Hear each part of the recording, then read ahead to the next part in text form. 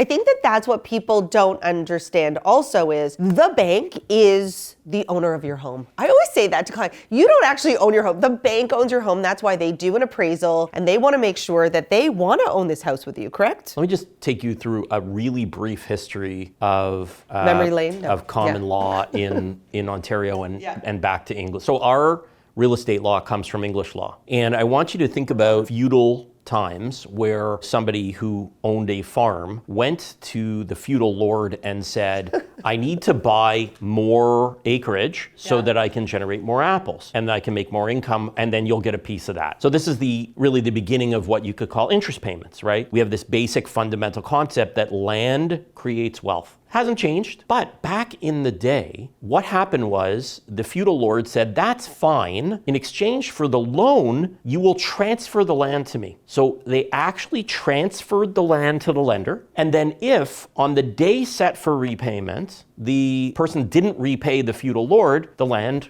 was his. And at law, what they decided was, you know what, this is inherently unfair if the guy pays a day late. So they introduced this concept of like equity or fairness into the system, and they stopped actually transferring the land from the borrower to the lender. When a lender lends you up to 80% of the value of your home, the one thing they want is their money back. They're not in the business of defaulting. They do not want to set you up for But they're also not your partner. So if the property value goes up, you wouldn't give them a share of the profit. Correct. But if the property value goes down, they're not your partner. Right. They want all of their money back.